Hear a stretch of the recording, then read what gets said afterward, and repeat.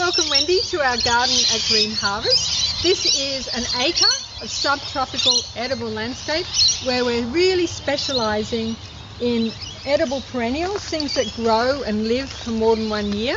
So there's a lot of ibicas and taros and cassavas and sweet potatoes here, but we also, of course, grow a whole range of open pollinated heirloom vegetables. We tend to specialise in those things that cope well with the hot and humid summers for northern New South Wales, southern Queensland and places further north.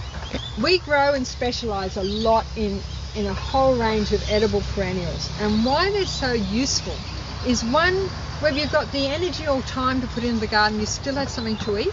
They also tend to survive those times when the climate really misbehaves, like we have drought or we have flooding rains and most of the annuals are just collapsing on the ground. Because these plants are so well adapted to their climate, they tend to survive those difficult climatic conditions. We grow everything from Suriname spinach, Okinawa spinach, Kangkong, Brazilian spinach, Tahitian spinach. There's an enormous range of edible subtropical plants that people are unfamiliar with.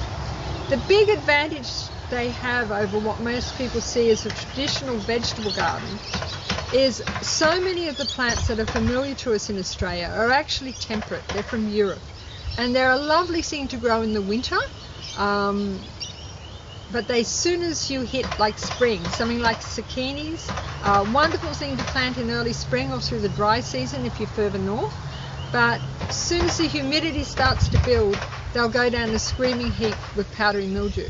Whereas if you have the subtropical or tropical equivalent, where you can use a vegetable like angled loofah or New Guinea bean in exactly the same way as you use zucchini, but it is adapted to that climate and will not get the mildew problems, and you'll still get a harvest. The other wonderful thing, of course, about perennials is even if a big storm, takes off the entire top, flooding rains take them out, they'll come back again. Most of them are tuberous. So we grow yacon, taro, cassava, sweet potato, yams, and all of those things. It doesn't matter if all of the tops disappear, they'll come back again and you'll have something to eat again from your garden very quickly. So they offer a degree of food security that annuals are just not able to do. The wonderful thing is when you have perennials, it's less work as well. And this, so much is coming out with the science about the benefits of having living roots growing in your soil all the time and feeding that, that sugars feed the mycorrhizal association and that long-term building of soil carbon. So, well, that's the thing.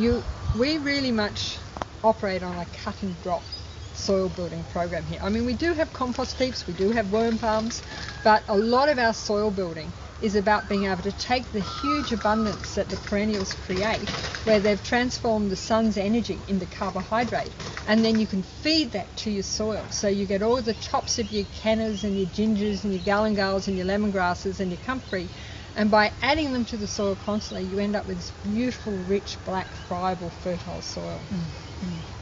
Yeah, well, thank you, Frances. You're really busy, but I so appreciate the time. Thank you very much. You're welcome, Wendy.